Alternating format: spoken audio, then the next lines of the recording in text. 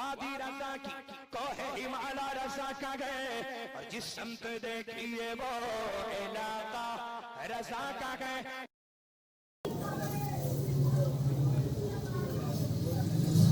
عامل اوراد عزیز گرامی مفتی برکت اللہ صاحب قادری منوری خطیب و امام مسجد حضور سیدنا شاہ حضرت منور علیہ رحمۃ الاسلام مفتی ملت عزیز گرامی مولانا مفتی ہدایت اللہ نائب خطیب و امام حضور سیدنا شاہ منور علیہ رحمۃ الاسلام اسد ملت شہید رضا خلیفہ قاضی القضاة فی الہند حضرت علامہ مولانا مفتی سید محمد اسد قادری صدر تحفظ ناموس رسالت ایکٹن کلیج الہ آباد سربراہ اعلیٰ بدم شفیع ملت حافظ و قاری مولوی محمد فرحان حسین معزز علماء ملت اسلامیہ مداحان بارگاہ نبویہ معزز سامعین السلام علیکم ورحمۃ اللہ وبرکاتہ. بسم اللہ الرحمن الرحیم. الحمد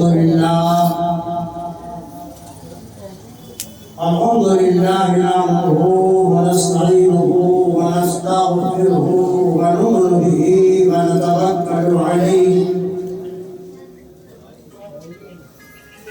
ونعوذ بالله من شرور أنفسنا ومن سيئات أعمالنا من يهده الله فلا مضل له ومن يضلله فلا هادي له ونشهد أن لا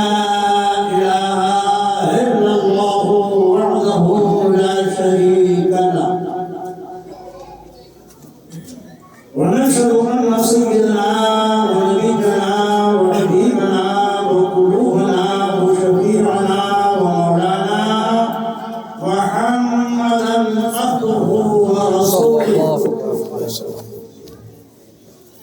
بالهدى ودين الحق أرسله فصلى الله تعالى عليه وعلى آله وأصحابه أجمعين. أما بعد أعوذ بالله من الشيطان الرجيم. بسم الله الرحمن الرحيم. ادعوني أستجب لكم. صدق الله العظيم وبلغنا رسوله النبي الأمين الكريم ونحن على ذلك من الشاهدين والشاكرين والحمد لله رب العالمين. صاحبانہ محترم جناب منا بھائی ان کے جملہ اہلِ معزز سامعین، آئیے مراد مل کر آقا کائنات رحمت عالم صلی اللہ علیہ وسلم کی بارگاہ ناز میں عشق و محبت کے بھوک کر ایک مرتبہ آباد قلم درود شریف پڑھیں. صلی اللہ علیہ وسلم صلی اللہ علیہ وسلم صلاۃ و سلام علیک یا رسول اللہ صلی اللہ تعالی علیہ وسلم۔ محترم جناب مولانا صاحب کی دولت قدیم ایک مخصوص فاتحہ کوش ہے سیدنا سرکار غوث اعظم میں ہم اور آپ شرکت کی سعادتیں حاصل کر رہے ہیں۔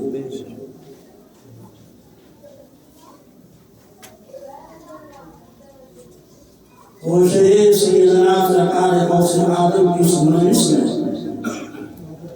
ہم شکر گزار ہیں عزیز گرامی مفتی ہدایت اللہ صاحب خانہ کا کہ انہوں نے اسی بہانے ہم علماء کرام کو شریعت کے احکام کو آپ تک پہنچانے کے لیے ایک موقع فراہم کیا۔ معزز سامعین،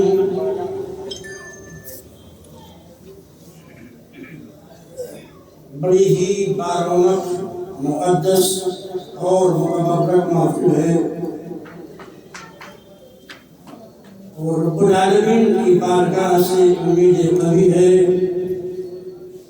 وہ ہماری اور آپ کی شرکت کو شرف قبولیت عطا فرمائے گا انشاءاللہ، اور اس محفل مقدس کو ہمارے اور آپ سب کے لیے ذریعے نجات بنائے گا انشاءاللہ۔ یہ محفل ذکر بھی ہے، محفل دعا بھی ہے، محفل ذکر اولیاء کرام بھی ہے۔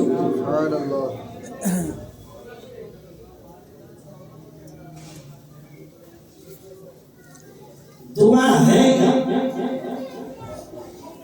آدمی کہ جب کوئی مقصد ہوتا ہے، عظیم مقصد ہوتا ہے، اور اس مقصد کو حاصل کرنے کے لیے وہ تمام ممکنہ ذرائع استعمال کر لیتا ہے، اور پھر بھی اسے وہ مقصد حاصل ہوتا ہوا نظر نہیں آتا، تو پھر اس کے ہاتھ بارگاہ رب العالمین میں اٹھ جاتے ہیں کہ مولا اب اس مقصد کو عطا فرمانے والا صرف تیری ہی ذات ہے، شکریہ۔ ایسے ہی جب آدمی کسی مصیبت کا شکار ہو جاتا ہے، کسی پریشانی کا شکار ہو جاتا ہے، کسی زحمت میں مبتلا ہو جاتا ہے، اور اس پریشانی سے نجات پانے کے لیے تمام ممکنہ ذرائع استعمال کر لیتا ہے، اب پھر بھی وہ پریشانی دور ہوتی نظر نہیں آتی ہے، تو بارگاہ رب العالمین میں بندے کے ہاتھ اٹھ جاتے ہیں، اے رب کریم اب اس پریشانی سے نجات دینے والی صرف تیری ذات ہے، اسی کو دعا کہا جاتا ہے۔ دعا ہے کیا؟ کیسے مانگنی چاہیے؟ انہی مسائل پر آج تھوڑی دیر آپ سے گفتگو ہوگی، اس امید کے ساتھ کہ اللہ پہلے ہمیں اس کے بعد آپ سبھی کو اس پر عمل کرنے کی توفیق دے۔ امام نبی سید المرسلین صلی اللہ علیہ وسلم کی روایات کو سامنے رکھ کر مجدد اعظم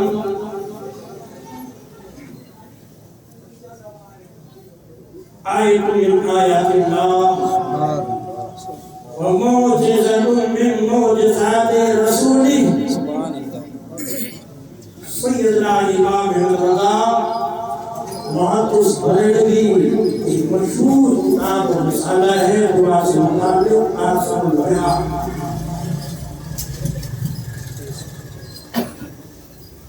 اور اس میں آپ فرماتے ہیں دعا جب بندہ مانگے دونوں ہاتھ کی ہتھیلیاں آسمان کی طرف، چاہے ملا لیجیے ایسے، چاہے کشادہ کر لیجیے ایسے، دونوں ہی طرح سے دعا مانگنا سائز۔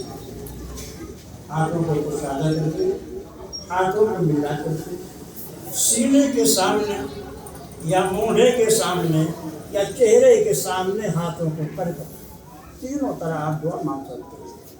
سینے کے سامنے ہو، موڑے کے سامنے ہو، چہرے کے سامنے ہو، ہتھیلیاں آسمان کی طرف ہو، یوں دعا مانگنے کا شریعت میں طریقہ۔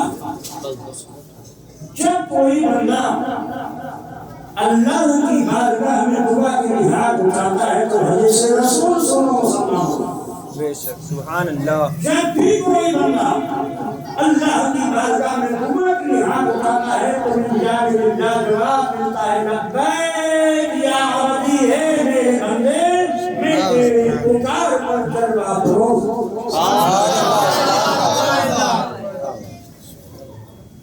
اللہ ہے جس سے قال ان اللہ حی کریم، اللہ ہے کریم ہے، وہ اس بات سے غیر فرماتا ہے کہ اس کا کوئی بندہ اس کے سامنے ہاتھوں کو اٹھا کر کے مانگے اور وہ اس کے ہاتھوں کو خالی واپس کرے۔ اس لیے پورے یقین کے ساتھ بندوں دعا مانگا جائے، اس لیے کہ جس کی بارگاہ میں آپ نے ہاتھ اٹھایا ہے اس کے خزانے میں کوئی کمی نہیں ہے، اس لیے پورے یقین کے ساتھ دعا مانگو اور یقین ہونا چاہیے کہ اللہ تعالیٰ میری دعاؤں کو ضرور قبول فرمائے گا۔ شک نہیں ہونا چاہیے ہماری میری دعاؤں کو قبول کیوں؟ وہ خود فرمایا ادعونی مجھ سے مانگو استجب لکم، میں تمہاری دعاؤں کو قبول کروں گا۔ کیسے ہو سکتا ہے وہ کہے کہ مجھ سے دعا مانگو میں تمہاری دعاؤں کو قبول کروں گا، کہ بندہ ہاتھ اٹھائے اس کی دعا قبول نہ ہو؟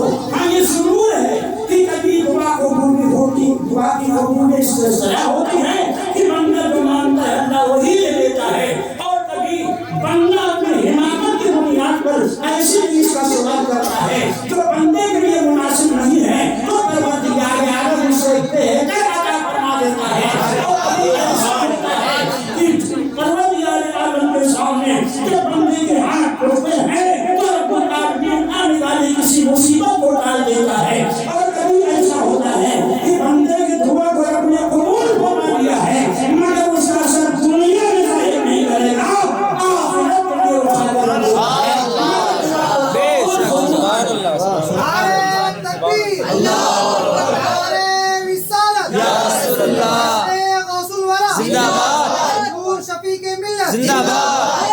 حدیث پاک سنیے، میدان قیامت میں یہ شخص آئے گا، اس کے نام اعمال کو اس نظروں کے سامنے پھیلا دیا جائے گا، تحت نظر اس کا نام اعمال پھیل جائے گا، اس نام اعمال میں روز وہ دیکھے گا تو اس میں کچھ ایسی نیکیاں لکھی ہوں گی جسے اس نے زندگی میں کیا ہی نہیں ہوگی،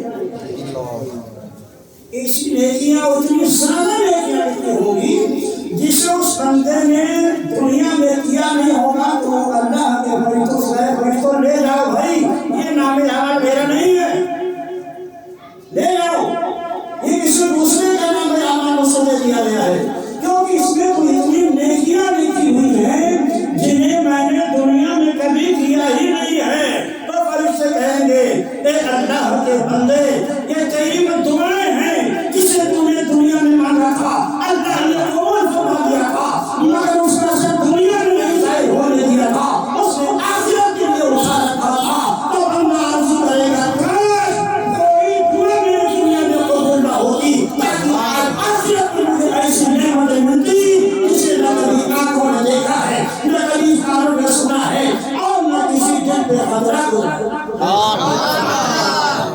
اس لیے کبھی بھی رب کی بارگاہ میں دعا مانگو پورا یقین ہونا چاہیے، شک کر دو نہیں، وہ خود فرمانا ہے دعا مانگو میں قبول کروں گا۔ اب دعا مفت عبادت، دعا مفت عبادت ہے، دعا جانے عبادت ہے، دعا جو ہے عبادت ہے۔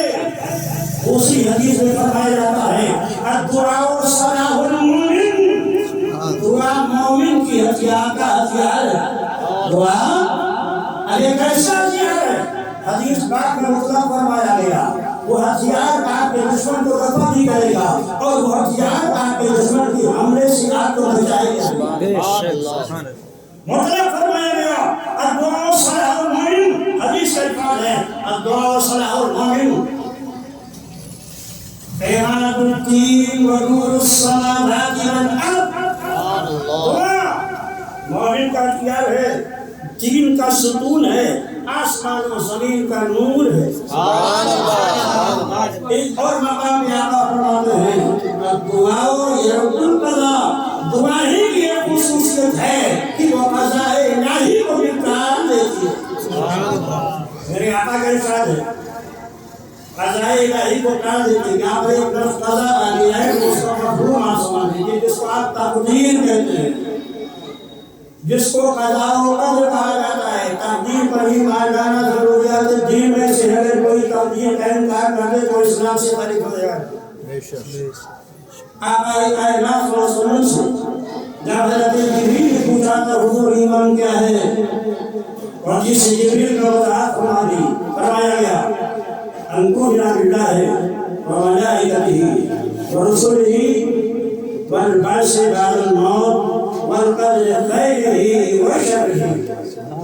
جب پوچھا گیا ایمان کیا ہے، آقا فرماتے ہیں اللہ کو مانو، وہ معلوم ہے، شریف ہے، وہ غالب ہے، مجیب ہے، ہمیشہ سے ہمیشہ رہے گا، وہ علیم ہے، وہ سمیع ہے، وہ وسیع ہے، وہ شاہی ہے، وہ مرید ہے، اس کے ارادے کے بغیر کائنات میں ایک پتا بھی حرکت نہیں کر سکتا۔ اس طرح خدا کو مانو، یہ اللہ کو ماننا۔ وملائکتہ، اسے فرشتوں کو مانو، فرشتے و اسماء نوریہ ہیں، یتشکرون بأشکال مختلفہ، جو شکل چاہے اختیار کریں، ان کے وجود پر ایمان لاؤ۔ اور کتنے ہیں، اور قرآن فرماتا ہے وما یعلم جنود ربک الا هو، اللہ کے لشکریوں کو، فرشتوں کی تعداد کو خدا کے سوا کوئی نہیں جانتا۔ امام النبیین سید المرسلین نے بیان میں تشریف لے گئے، ایک فرشتوں کی جماعت کو دیکھا جو آ رہی اور جا رہی ہے۔ سرکار نے پوچھا یہ کہاں سے آ رہے ہیں، کہاں جا رہے ہیں؟ قائل رسول اللہ یہ کہاں جا رہے ہیں یہ مجھے معلوم نہیں، کہاں سے آ رہے ہیں یہ مجھے معلوم نہیں ہے، مگر ایک مرتبہ جو فرشتہ گزر جاتا ہے دوبارہ وہ فرشتہ یہاں نظر نہیں آتا۔ سبحان اللہ، سبحان اللہ۔ بارش جب ہوتی ہے حدیث پاک میں ہے کہ بارش کا قطرہ ایک فرشتہ لے کر زمین پہ اترتا ہے۔ آپ سمجھیے کتنی تعداد ہے فرشتوں کی۔ سرکار سے رسول اللہ میں جب تشریف لے گئے تو دیکھا 70,000 فرشتے داخل ہوتے نماز پڑھتے، اور ایک مرتبہ جو فرشتہ باہر ہو جاتا ہے قیامت تک دوبارہ اسے بیت المعمور میں داخل ہونے کی اجازت نہ ملے گی۔ آقا کائنات کے روزے مقدر 70,000 فرشتے، 70,000 فرشتے درود و سلام کے حاضر ہوتے ہیں۔ درود و سلام پڑھنا یہ فرشتوں کی بھی سنت ہے، اللہ کی بھی سنت ہے، صحابہ کا بھی طریقہ ہے، غوث اعظم کا بھی طریقہ ہے، ائمہ کرام کا بھی طریقہ ہے۔ اور اسی طریقے پر کلمہ پڑھنے والے اعتراض کرتے ہیں کہ کہاں سے ثابت ہے یہ درود و سلام، ان کو بتاؤ۔ اس کا ثبوت قرآن کریم سے ہے۔ اللہ نے ارشاد فرمایا ان اللہ و ملائکتہ یصلون علی النبی، اللہ اور اس کے فرشتے نبی پر درود پڑھتے ہیں اور سلام بھیجتے ہیں۔ ایمان والوں تم میں خوب خوب درود بھیج کر خوب خوب سلام۔ سبحان اللہ، سبحان اللہ۔ درود و سلام ہی تو ایسی عبادت ہے۔ پروردگار عالم بھی اس میں شریک ہے، فرشتے بھی شریک ہیں، اہل ایمان بھی اس میں شریک ہے۔ سبحان اللہ۔ آپ کا نکاح ہوتا ہے تو کہا جاتا ہے نکاح کے بعد مینا کھڑے ہو کر درود کرو، ارے حاضرین کو سلام کرو نا، نہیں کہتے ہیں ارے دولہا بھی ڈالو حضور سے ملتا ہے، آپ کہتے ہیں کھڑے ہو کر سلام کر لو، دولہا کھڑے ہو کر سلام کرتا ہے۔ ان کے یہاں کی جو لوگ سلام کا انکار کرتے ہیں کھڑے ہو کر، ان کے اور یہ طریقہ کہ جب نکاح سے فارغ ہوتے تو کہتے ہیں کھڑے ہو کر سلام کرو۔ اپنے کو سلام کر رہے تو کھڑے ہو کر، اور اگر کھڑے ہو کر نبی کی بارگاہ میں سلام کرتے تو کہتے ہیں شرک ہے، بدعت ہے۔ کیا مثال ہے ماشاء اللہ. اور سلام پڑھنا یہ محبت کے نام سے. یعنی قرآن بیٹھ رہے ہیں, سید صاحب بیٹھ رہے ہیں, وہ بھی ایک تنظیم کے سربراہ, یہ بھی ایک تنظیم کے سربراہ. یہ دونوں آپس میں بڑی میرے محبت سے رہتے ہیں. یہ بھی ایک تنظیم سے جڑے ہیں, وہ بھی ایک تنظیم سے جڑے ہیں. اگر ان دونوں کی ابھی ان کا سلام و کلام بند ہو جائے, اب کیا سمجھیں گے؟ بند ہو گئی. سلام کب بند ہوتا ہے؟ جب دو شخصوں میں جھگڑا ہو جائے, انتر ہو جائے, ایک دوسرے سے دشمنی کرنے, ایک دوسرے سے بغض و عداوت کرنے. پتہ چلا کہ سلام پڑھنا یہ محبت کی علامت ہے, اور سلام کو بند کرنا یا بغض و حسد کی علامت ہے. سلام پڑھتے ہوئے بتایا ہمیں نبی سے محبت ہے, ہمیں نبی سے تعلق نہیں ہونا ہے. ہم کہیں گے یا نبی سلام علیکم, بے شک بے شک. سلام علیکم, بیٹھے بیٹھے یا نبی سلام علیکم کہیں گے. نماز پڑھیں گے تو نبی کو سلام کریں گے, نماز کے بعد بھی سلام کریں گے, کیونکہ سلام پڑھنا یہ نبی سے محبت کی علامت ہے.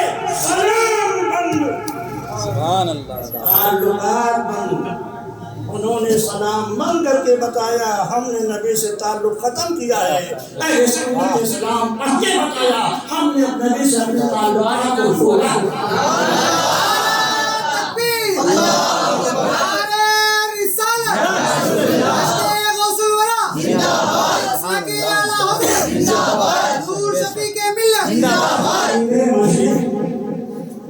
آسمان مصنف تصانیف کثیرہ حضرت علامہ مشتاق احمد صاحب نظامی علیہ الرحمۃ والرضوان کے ساتھ مہنڈیا تقریر کرنے کے لیے گئے. وہاں پر اس زمانے کے ایک بڑے مشہور خطیب محمد حنیف گورکھپوری بھی آئے ہوئے تھے. تقریر بہت اچھی کرتے تھے مگر صلاحیت اچھی نہیں. کوئی ضروری نہیں ہے کہ جو تقریر بہت شاندار کرے اس کی صلاحیت دیکھی ہو. عالم میں نہیں ہوتے لوگ تقریر کرتے ہیں. مولانا عبداللہ خان بھی عالم نہیں ہے, کافی حد پڑا ہے. تقریر ایسی کرتے ہیں کہ بڑے بڑے عالموں کو فیل کر دیتے ہیں. یہ اور بات ہے کہ ان سے کچھ غلطیاں ہو گئی ہیں تو ان لوگوں نے بائیکاٹ کر رکھا ہے. جب تک وہ توبہ نہیں کریں گے انشاءاللہ اسی بائیکاٹ جائے گا انشاءاللہ. تو تقریر کوئی بھی کر سکتا ہے. تقریر کرنے والے سے یہ سمجھ نہیں کرتا ہے کہ یہ بہت بڑا علم ہے. علم الگ چیز ہے, کتابت الگ چیز ہے, کتابوں کا لکھنا الگ چیز ہے, تحقیقی مسائل پر قلم اٹھانا الگ چیز ہے. یہ فنون ہے الگ. تقریر بڑی اچھی نام حضرت مولانا محمد حنیف. وہاں وادیوں دیوبندیوں کا بھی بہت بڑا جتھا جمع ہوا تھا. ہم لوگ بہت دیر میں پہنچے. مولانا حنیف سلام تقریر کر رہے تھے. ایک بار ہی کھڑا ہو گیا. مولانا بتائیے کہ سلام کب سے ثابت ہے؟ جو سلام کھڑے ہو کر آپ پڑھتے ہیں کہاں سے ثابت ہے اور کب سے ثابت ہے؟ خاموش ہو گئے کہ ہمارے علماء بھی تشریف لا رہے ہیں. انشاءاللہ آپ کے تمام سوالات کے جواب. خطیب نشید آسمان ملت مثالی تقریروں کے بانی اور خاتم تھے. اہم سے اہم مسائل کو حاضرین کے دماغ میں ایسے اتار دیا کرتے تھے جیسے پڑھے لکھے لوگوں کے دماغ ہوتا تھا.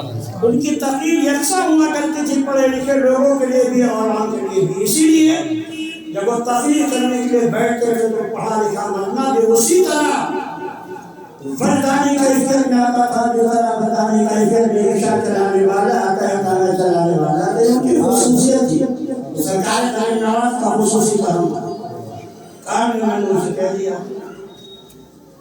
کہ حضور نبی سے پہلے تشریف لائے بڑی گھنڈر کے ساتھ تقریر کرتے تھے.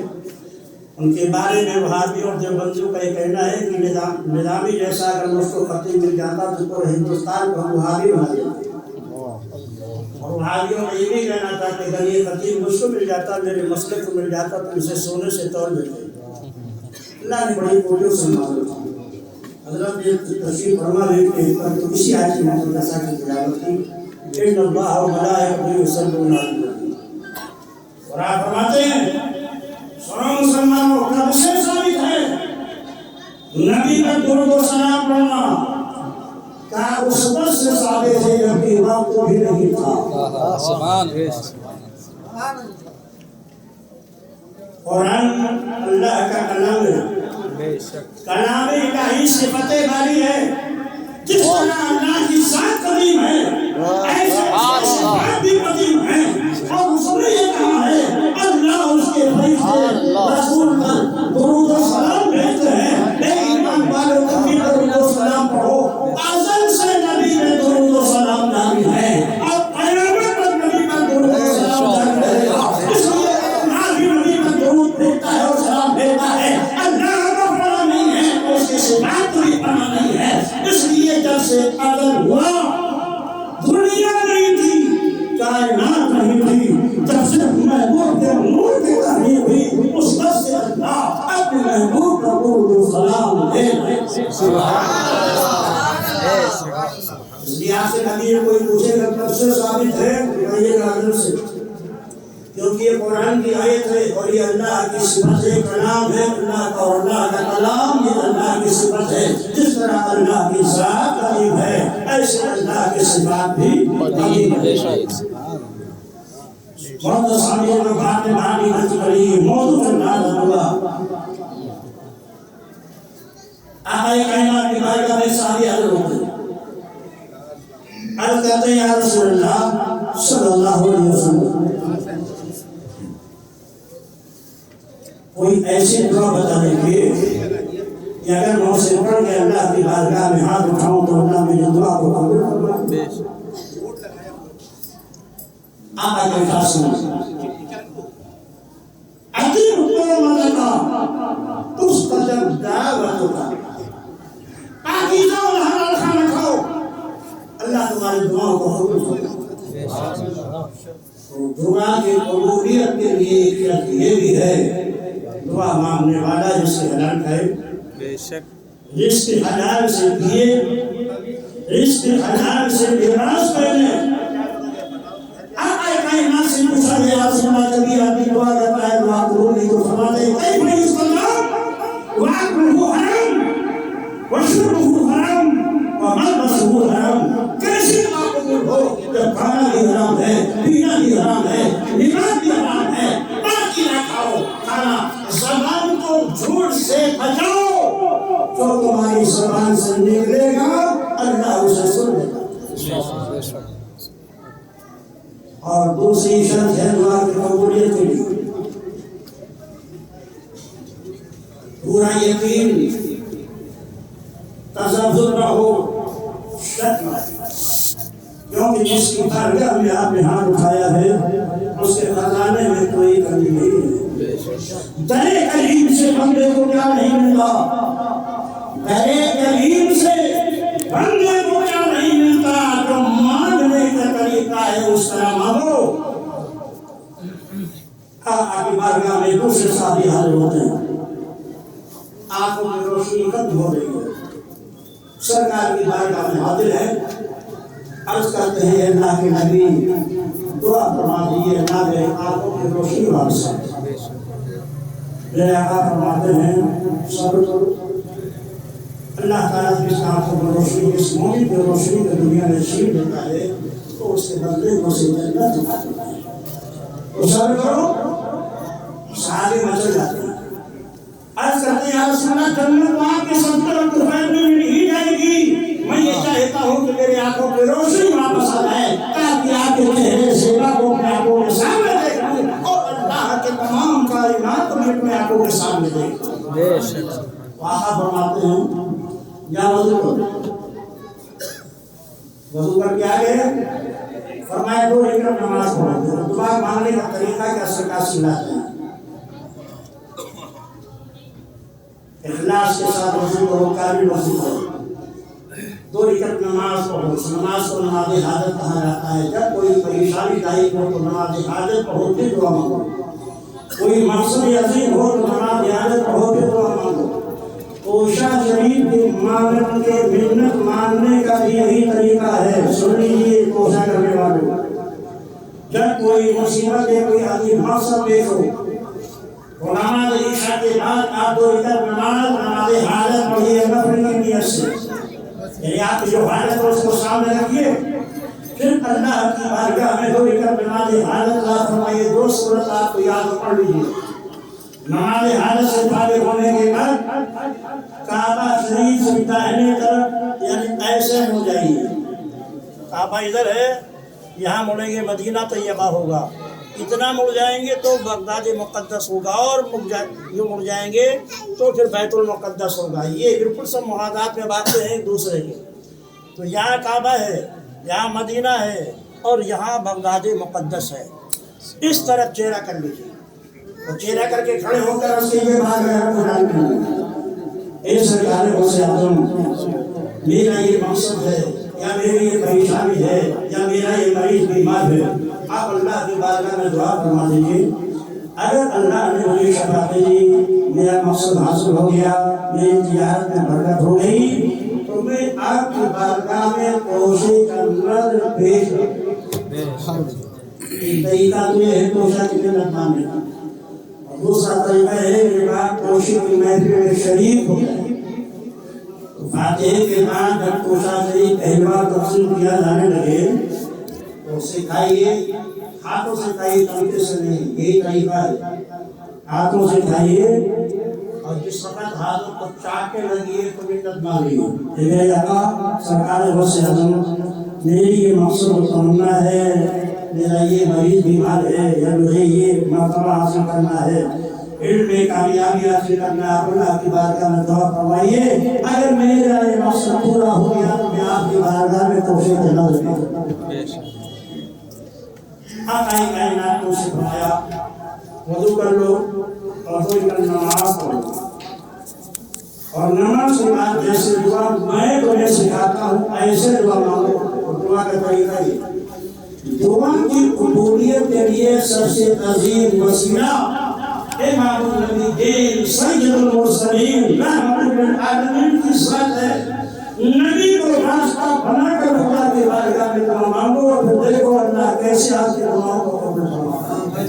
آقا نے سے فرمایا کامل وضو کر لو، 2 رکعت نماز ادا کر لو، نماز سے فارغ ہونے کے بعد تھوڑی دیر اللہ کی حمد و ثنا بیان کرو، پھر نبی کی ذات پر درود شریف پڑھو، اور پھر اپنے ہاتھوں کو خدا کی بارگاہ میں اٹھاؤ اور اس طرح دعا مانگو، اللہم انی اتوجہ الیک بنبیک نبی رحمت محمد یا محمد انا نتوسل بک الی ربی لترضى هذه حاجتی اللہم اغفر فینا۔ یہ دعا مانگو، اے اللہ میں تیری بارگاہ میں تیرے نبی یہ رحمت کو وسیلہ بناتا ہوں، اور انہیں وسیلہ بنا کر تیری بارگاہ میں اس دعا کے قبولیت کے لیے انہیں سفارشی بناتا ہوں۔ اے اللہ ان کی سفارش قبول فرما دے اور میری دعا میری حالت کو چھوڑا۔ سارے رسول فرماتے ہیں، آقا نے فرمایا میں نے وضو کیا، 2 رکعت نماز پڑھی، حمد و ثنا بیان کی، نبی پر درود پڑھا، رب کی بارگاہ میں ہاتھ اٹھایا اور سرکار کے وسیلے سے اسی طرح دعا مانگی جیسے میرے آقا نے فرمایا تھا۔ میرے ہاتھ ابھی زمین پر بھی نہیں آئے تھے، چہرے پر بھی نہیں پھیرا تھا میں نے، میری آنکھوں میں روشنی واپس آئی۔ در کریم سے بندے کو کیا نہیں ملتا، تو مانگنے کا طریقہ ہے اس کا مانگو۔ سیدنا سرکار غوث اعظم رضی اللہ تعالیٰ عنہ ارشاد فرماتے ہیں، میرے پروردگار نے مجھ سے یہ وعدہ فرمایا ہے کہ میرے سلسلے کا جو بھی مرید ہے اسے ہو سکتا کہ موت نہیں ہوگا جب تک اسے توبہ کی توفیق نہیں عطا کی۔ سبحان اللہ۔ آج یہ علماء بشارت ہے تمہارے لیے، اس لیے سلسلے عالیہ یہ تمام سلاسل کے لیے سمندر ہے۔ سارے سلاسل چاہے چشتی ہوں، چاہے سہروردی ہوں، چاہے نقشبندی ہوں، اسی سمندر میں جا کے ملتے ہیں، اور سارے سلاسل میں سیدنا سرکار غوث اعظم رضی اللہ تعالیٰ عنہ کا فیض ہے۔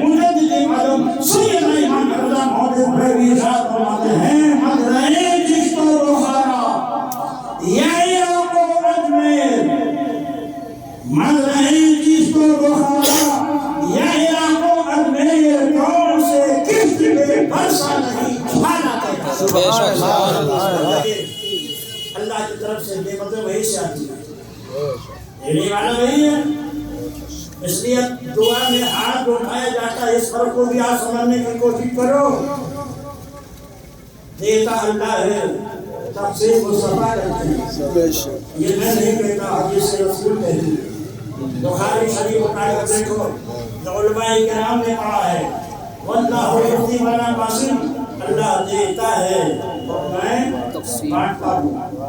علماء نے لکھا ہے یعطی اور قاسم کے مفعول کو الگ کر کے میرے آقا نے ارشاد فرمایا، اور یہ گرامر کا ایک طریقہ ہے کہ جب دیر یا شدے دیر کے معمول کو الگ کر دیا جاتا ہے تو عموم کا فائدہ دیتا ہے۔ مطلب یہ ہے کہ اللہ سب کچھ دیتا ہے اور میں سب کچھ بانٹتا ہوں۔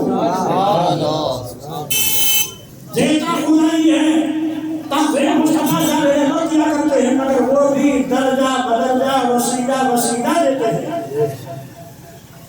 آپ نے ہندوستان میں حضرت سیدنا خواجہ گولڈ کے حق کوئی دعا مانگی، یہ دعا بھی سرکار غوث کے واسطے سے نبی ہی کی بارگاہ میں جائی ہے۔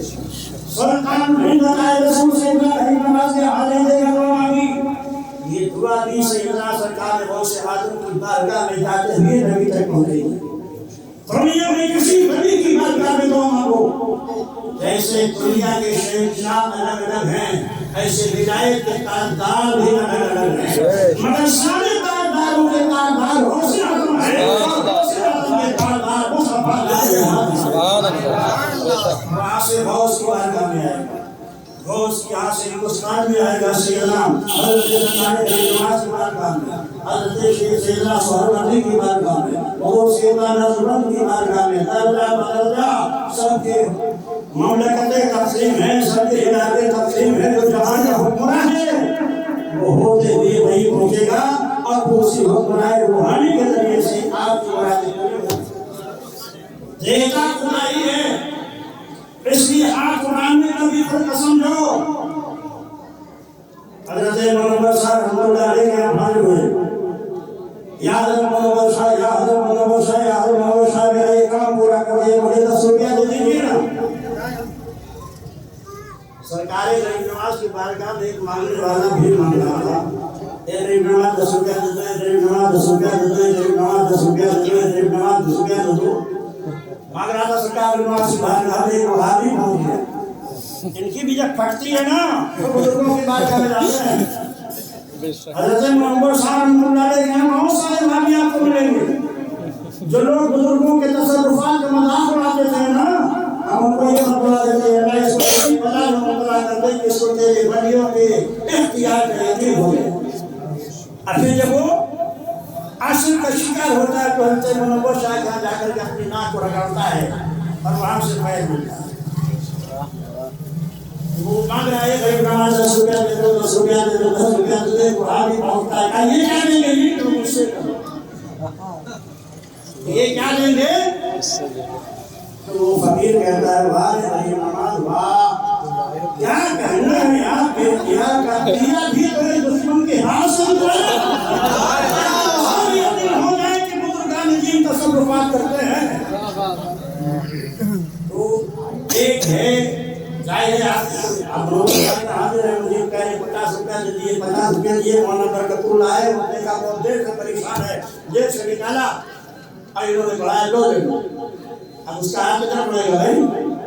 مولانا برکت اللہ ہے تو پڑے گا نا، ارے کیسے دے گا؟ ارے ظاہر ہے دینے والے کی طرح بہت بڑا نہیں پڑے گا، اللہ دیتا ہے، مصطفیٰ تقسیم کرتے ہیں۔ ہاتھ کعبہ کے سامنے نہیں اٹھے گا، ہاتھ میرے سامنے کے سامنے نہیں اٹھے گا، مگر فرق سمجھو، جو ہاتھ کعبہ کے سامنے اٹھے گا وہ ہاتھ دورا والا ہے، اور جو ہاتھ مصطفیٰ کے سامنے اٹھے گا وہ ہاتھ لینے والا ہے۔ اس لیے اہل سنت و جماعت کی عقیدے کو ان کی عقیدے کی روشنی میں سمجھنے کی کوشش کرو۔ ہم مصطفیٰ دائرہ کو خدا نہیں مانتے، ہم انہیں قدیم بھی نہیں مانتے، ہم ان کے علم کو غیر متعین نہیں مانتے، ہم ان کے علم کو ذاتی نہیں مانتے، ہم ان کے اختیار کو بھی ذاتی نہیں مانتے، سارے امور کو متعین مانتے ہیں۔ اس لیے اہل سنت و جماعت کے عقیدے کی ترجمانی ان کے عقیدے کی روشنی میں کرو. فرق سمجھو, جو ہاتھ کعبہ کے سامنے اٹھے گا وہ ہاتھ دھواں بنا ہے, اور جو ہاتھ امت خدا کے سامنے اٹھے گا وہ ہاتھ لینے والا ہے. سبحان اللہ. اس لیے سر خدا کی بارگاہ میں جھکاؤ, لینا ہے تو مصطفیٰ کی بارگاہ میں چلے. سبحان اللہ. دینے والا ہے سر وہی جھکے گا. تو مصطفیٰ کا سے مانگنا بھی خدا سے مانگنا ہے, بزرگوں سے مانگنا بھی خدا سے مانگنا ہے. ہم کسی بزرگ کو ولی نہیں سمجھتے, ہم کسی بزرگ کو خدا نہیں سمجھتے. اگر خدا سمجھتے تو ان کی قبر کو بناتے. خدا وہ ہے جس کی قبر نہیں, خدا وہ ہے جس کے مزار پہ چادر نہیں چڑھائی جاتی, خدا وہ ہے جہاں پھول نہیں چڑھتا. ہم جب نبیت اور نعمت رحمت عالم کو خدا نہیں مانگتے خدا سمجھتے ہیں. اللہ کے نبی اسی کی بارگاہ میں سجدہ اٹھا کیا کرتے تھے. اللہ کے نبی صلی اللہ علیہ وسلم نے سال میں ایک مرتبہ شہدائے احد کے مزار پر حاضری دی, اور حضور کے اسی طرز و طریقے پر حضرت صدیق اکبر اپنے خلافت میں حاضر ہوتے رہے, حضرت فاروق اعظم اپنے خلافت میں حاضر ہوتے رہے, حضرت عثمان غنی اپنے دور خلافت میں حاضر ہوتے رہے. مولا علی کے دارالسلطنت جب تک مدینہ رہا, اپنے نبی اور خلفائے ثلاثہ کے نقش قدم پر چلتے ہوئے سال میں ایک مرتبہ شہدائے احد کے مزار پر حاضر ہو کر امت کو بتانا چاہتے ہیں کہ مزار پہ جانا یہ بدعت نہیں ہے, یہ نبی کی سنت ہے. سبحان اللہ. مزار پہ جانا بدعت نہیں ہے, صدیق اکبر کی سنت ہے, فاروق اعظم کی سنت ہے, عثمان غنی کی سنت ہے, مولا علی کی سنت ہے. اس لیے مزار پہ جانا بدعت ہے نہ ناجائز ہے, بلکہ یہ تو ہمارے نبی کا طریقہ رہا ہے.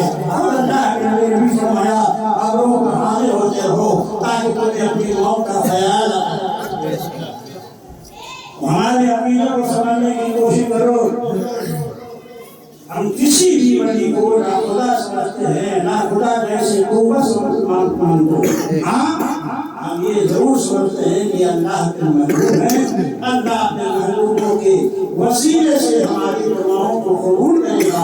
اس لیے ہم ان کی بارگاہ میں جاتے ہیں اور ان کے وسیلے سے اللہ کی بارگاہ میں دعا مانگتے ہیں, اور پھر سننے والا مال ہوتا ہے. ایسے ایسے مزارات ہندوستان میں ہیں, کسی کو آدھی بولے جاؤ وہ اتنا ہی نہیں کر سکتا ہے بزرگوں کے تصرفات. زندہ کرامتیں دیکھ رہا ہوں ہندوستان کے سینٹی اورنگاباد شریف, مہاراشٹر میں وہاں ایک مزار ایسی ہے کہ اگر کسی کو اولاد نہ ہوتی ہو تو میاں بیوی دونوں وہاں چلے جائیں. وہاں 3 دن رہنا پڑتا ہے, 3 روزے رکنا پڑتا ہے, اور لڑکا چاہیے کہ لڑکی, لڑکا چاہیے تو سرحا میں درخت لگا ہوا ہے, اس کے پھل سے دونوں افطاری کریں گے ابھی بھی. اور لڑکی کا ہے اور 45 طرف جو درخت لگا ہوا ہے اس کے پھل سے دونوں افطاری کریں. رات میں میاں بیوی مجاملہ کریں انشاءاللہ کو کھل جائے گا اور اللہ اسے اولاد ہو جائے گا. سبحان اللہ. ہمارے مولانا رفیع اللہ صلی اللہ علیہ وسلم شاگرد ہیں, دارالعلوم جماعت میں استاد ہیں, کوئی اولاد نہیں تھی. وہاں گئے الحمدللہ, وہاں سے واپس آئے تو لڑکی پیدا ہوئی. سبحان اللہ. ایسی امام اللہ بادشاہ میں ایسی بھی مزار ہے, ایسا بھی آسان ہے جہاں فرش میں چاندی اڑتی ہے. چاندی یہ کہتے ہیں نبیوں کو کوئی, ولیوں کو کوئی اختیار نہیں ہوتا. وہاں جا کر دیکھیے چاندی کبھی یہاں فرش پہ اٹھتی ہے, کبھی یہاں اٹھتی ہے, کبھی وہاں اٹھتی ہے. تو آپ لوگ ایسے تھے کہ کچھ لوگوں نے ذریعہ بنا دیا کہ چاندی اٹھتی تو اسے کھول ڈال دیا, ابھی جا کے بازار میں بیچ لیتے. اب صاحب مزار کا تصور دیکھیے کہ چاندی اٹھتی تو ہے مگر اٹھتی نہیں ہے. کبھی یہاں اٹھے گی غائب ہو جائے گی, وہاں اٹھے گی غائب ہو جائے گی, کبھی وہاں اٹھے گی غائب ہو جائے گی, تاکہ لوگ ایمان کو خراب نہ ہو. بزرگوں کے لوگ نہیں چھوڑتے, ان کے ہاتھ آنے کے کارن اٹھا کر لے جانے لگے. یہ ہمارے بغل میں مولانا سید محمد اسد رضا قادری بیٹھے ہوئے ہیں. ان کو اچھی طرح یاد ہو, اور آپ بھی اگر انٹرنیٹ پہ چھوڑیے تو آپ کو اس مزار کے بارے میں معلوم ہو جائے گا جس کا ہم تذکرہ کرنا چاہتے ہیں. ایک بزرگ ہیں حضرت شاہ رحمۃ اللہ, انہیں کے نام پر ایک قصبہ آباد ہے رحمت آباد شریف. آپ کھولیے اگر انٹرنیٹ اس مزار کا پوری تفصیل آ جائے گی. اس مزار کی خصوصیت ہے کہ وہاں نماز عشاء کے بعد 1 گھنٹہ مصطفیٰ لاکھ السلام کا سلام ہوتا ہے. اور دنیا میں جن مریضوں کو ڈاکٹروں نے جواب دے دیا، کینسر کے مریض، خطرناک قسم کے، جن کو تمام ڈاکٹروں نے جواب دے دیا ہے کہ ٹھیک نہیں ہوگا، اسے لے جاؤ، موت کے منہ میں چلا جائے. بڑے ہیرو ہیروئن جن کو کینسر وغیرہ کا مرض ہوتا ہے سب وہاں جاتے ہیں. اس صاحب مزار کا تصرف آپ دیکھیے، جب ان کے آستانے کا دروازہ کھلتا ہے تو ایسا لگتا ہے جیسے کسی نرسنگ ہوم کا گیٹ کھل گیا، تمام کی وہ آتی ہے. اور جب وہ نکلتے ہیں تو وہاں پر تھوڑی تھوڑی جگہ علاج ہوتی ہے. صاحب مزار کے جو انتظامیہ ہے وہاں پر کوئی پیسہ آپ سے نہیں مانگے گا، وہاں سارے انتظام حکومت کے زیر تعبیر ہیں. ہمارے شاگرد ہیں شیخ الحمید، وہاں اپنے بچے کے لیے جاتے ہیں، الحمدللہ ان کو شفا ملی ہے. ایک دوسرے شاگرد ہمارے مفتی محمد اظہر سے ان کا وصال ہوا ہے. ایک سیٹ کی آنکھیں چلی گئی کہ وہ ہر گیا، اس کی آنکھیں واپس آ گئی. ان کے مزار کی خصوصیت کہ وہاں جو مریض ہوتے ہیں ان کے لیے جگہ علاج کی جاتی ہے، مردوں کے لیے الگ، بچوں کے لیے الگ اور عورتوں کے لیے الگ. رات میں وہ صاحب مزار اپنے پورے عملے کے ساتھ نکلتے ہیں. جیسے ڈاکٹر چلتا ہے تو اس کے ساتھ نرس ہوتی ہیں اور سب ضروری دوائیں وغیرہ نہیں ہوتی، اسی طرح جب وہ نکلتے ہیں تو ان کے ساتھ پورا عملہ رہتا ہے. مگر یہ سب دیکھے گا کون؟ مریض، دوسرا نہیں دیکھے گا.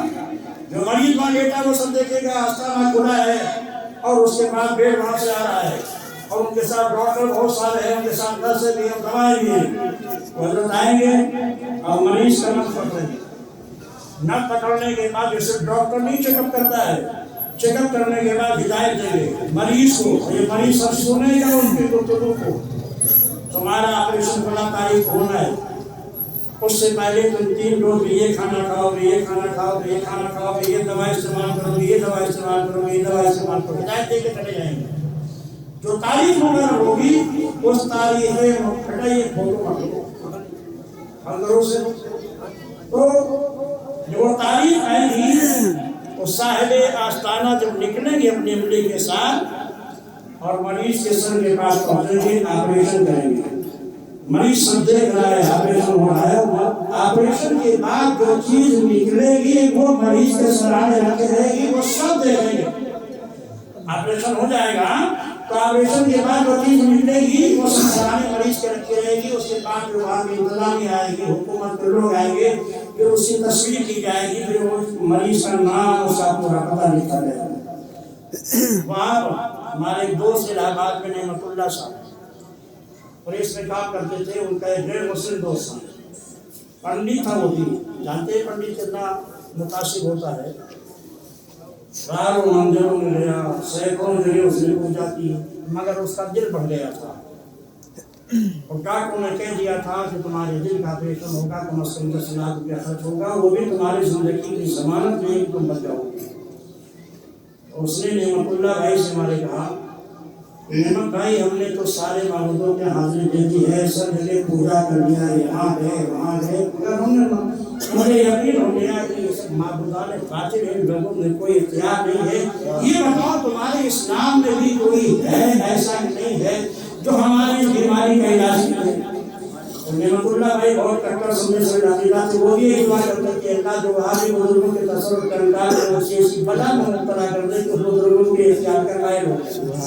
انہوں نے اس غیر مسلم سے کہا تھا میرے ساتھ چلو.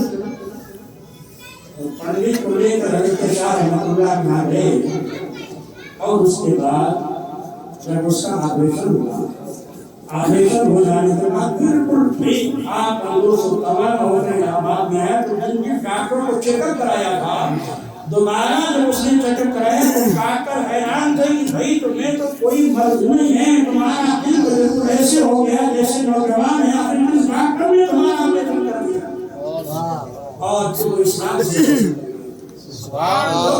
بزرگوں کے تصرفات کو قائل اسلام کا ہی نظریہ. اور یہ جتنے بھی اختیارات بزرگوں کو ہیں یہ سب ذاتی نہیں ہیں، یہ سب عطائی ہیں۔ اللہ نے خود فرمایا ہے کہ میرا بندہ نوافل کے ذریعے جب میرا قرب حاصل کر لیتا ہے تو اس کی آنکھ ہو جاتا ہوں جس سے وہ دیکھتا ہے، سبحان اللہ، میں اس کے کان ہو جاتا ہوں جس سے وہ سنتا ہے، میں اس کے ہاتھ ہو جاتا ہوں جس سے وہ پکڑتا ہے، میں اس کے پاؤں ہو جاتا ہوں جس سے وہ چلتا ہے۔ تو جو مانتا ہے میں اسے دیتا ہوں، جو سوال کرتا ہے میں اسے ادا کرتا ہوں۔ اللہ سے پاک ہے، اللہ کان سے پاک ہے، اللہ زبان سے پاک ہے، اللہ ہاتھ سے پاک ہے، اللہ پاؤں سے پاک ہے۔ مفہوم یہ ہے کہ جب وہ میرا ہو جاتا ہے تو میں اس کے ہاتھ میں، پاؤں میں، زبان میں، کان میں، پاؤں میں ایسے قوت دے دیتا ہوں کہ رب العالمین کی قدرت کاملہ کا ظہور ہونے لگتا ہے، اور اس طریقے سے وہ اللہ کا ہوتا ہے، واقعہ وہ اللہ کا محبوب ہوتا ہے۔ میں کریم سے بندے ہو جانے کا جو مانگنے کا طریقہ ہے اسے مانگو۔ میں مولانا بھائی کو مبارکباد دیتا ہوں، آپ نے سیدھا سرکار موسیٰ کی بارگاہ میں توفے کا نظر پیش کیا۔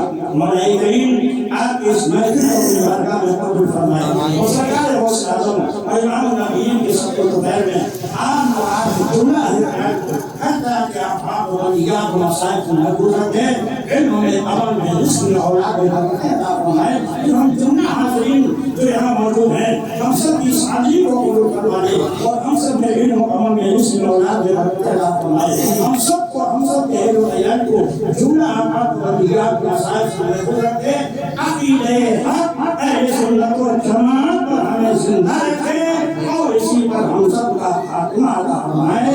مسلک امام احمد رضا زندہ باد، مسلک امام رضا پائندہ باد، کھڑے ہو